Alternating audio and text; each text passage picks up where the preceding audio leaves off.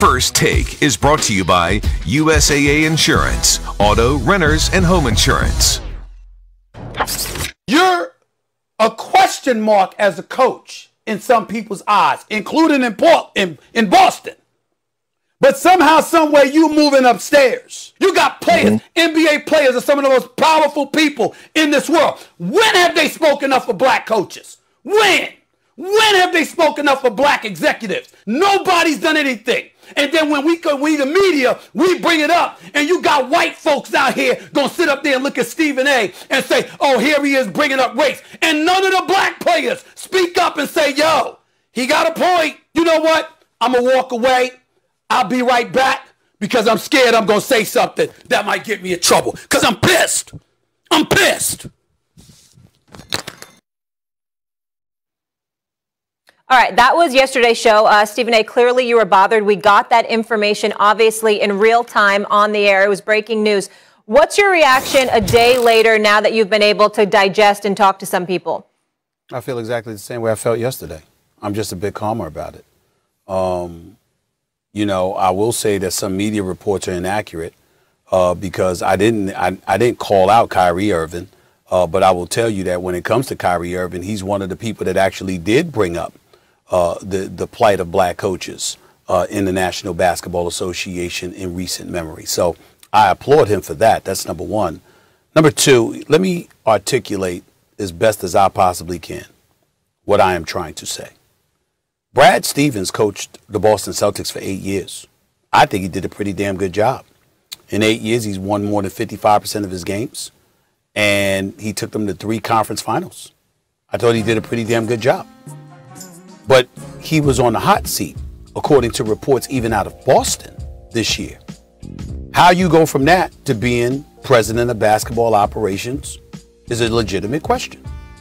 When I brought up Steve Nash and I brought up white privilege, the point that I was making was that I wasn't making the point, as I explained to Max yesterday, that they got the jobs because they're white. I'm saying those opportunities don't happen for black people. You can't be a black coach, figuratively speaking, on a hot seat, if not literally, and then all of a sudden you get an elevated position as running the damn organization, president of basketball operations.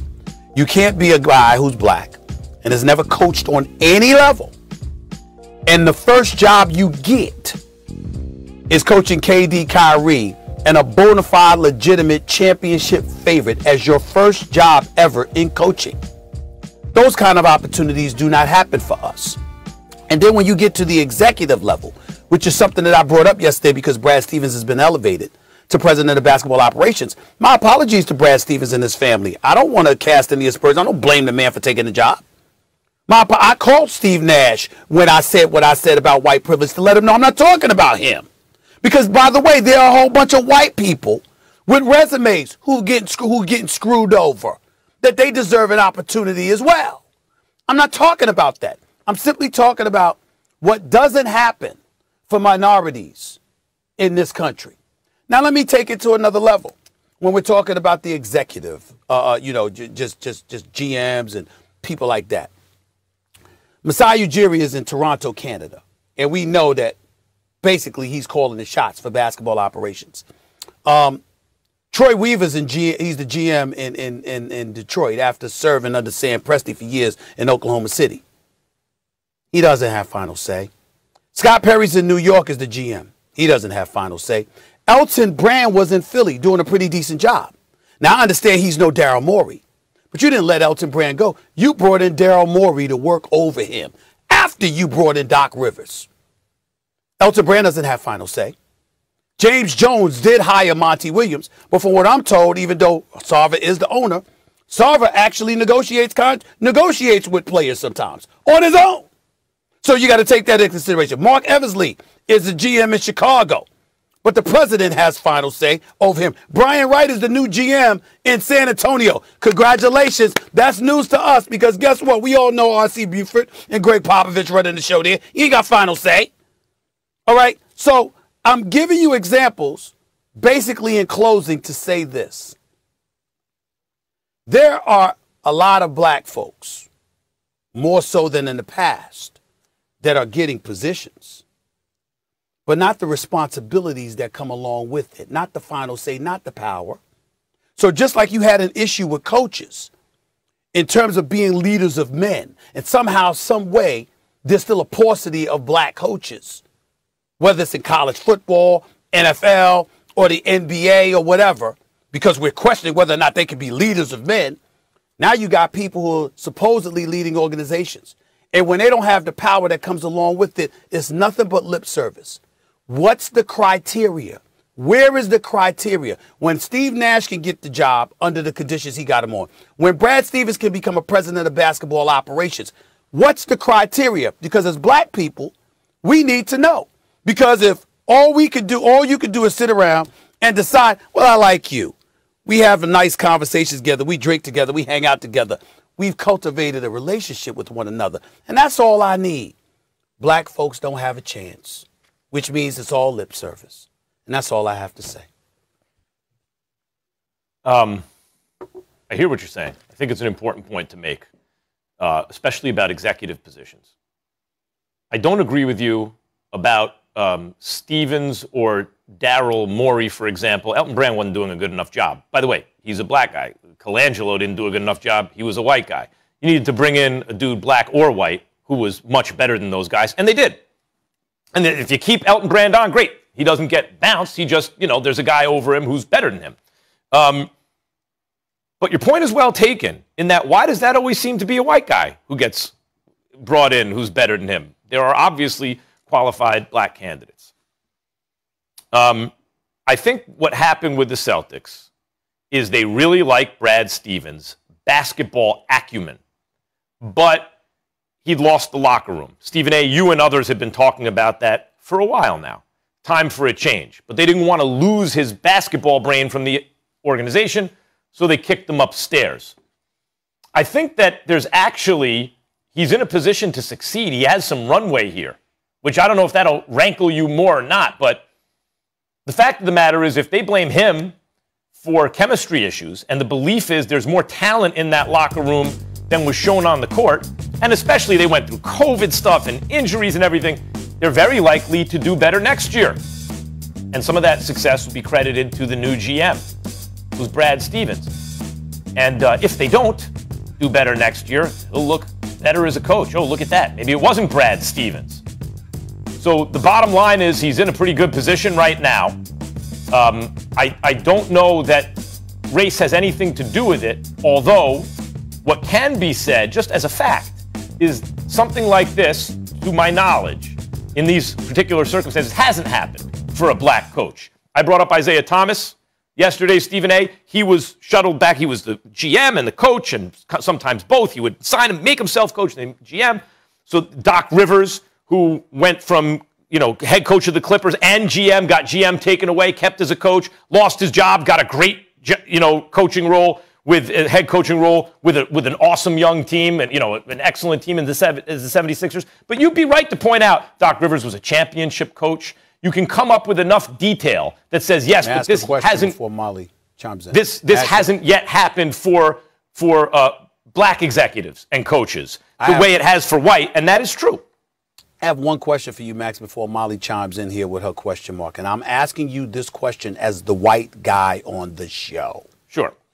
Can you point to me one in the history of sports where a white coach or executive was picked and anybody that you know of admitted, hey, we were comfortable with the white guy? No, they don't admit that out loud. Thank you. But that's an issue to me, ultimately, of ownership. When you have virtually no diversity in ownership, I think it is likely that they will hire people that remind them in certain ways of themselves, or that my only point is they're not going to admit the things that you're saying. My only point is that they're not going to admit it. Yeah. So pointing out the examples, I get it, but they're not going to admit what's going on. And Stephen A., you know what's sad? I think sometimes people are, sometimes people aren't even aware of it. Exactly. Sometimes they're not aware. Sometimes. Yep, both scenarios, absolutely. Stephen A., I want to get your thoughts on this. A couple more things, guys. I want to go with this conversation. But here first, is there more pressure on Stevens now that he's in the front office compared to as a head coach? I think so. because when you consider how his tenure as coach ended, they were a 500 team. They got bounced out in the first round. He seemed to have lost the locker room, etc. Well, now you're going to be in an executive position. And I'll tell you where the pressure should lie. It shouldn't just lie in the overall outcome of what he's doing in Boston. It should lie in the level of diversity that he brings to the Boston Celtics franchise. I would remind everybody, for all the negativity that people want to throw at the city of Boston and the Boston Celtics organization, do you realize that when you talk about a player coach, they had Bill Russell? Bill Russell, as a coach, inherited a championship caliber team. So did K.C. Jones with Larry Bird and the crew.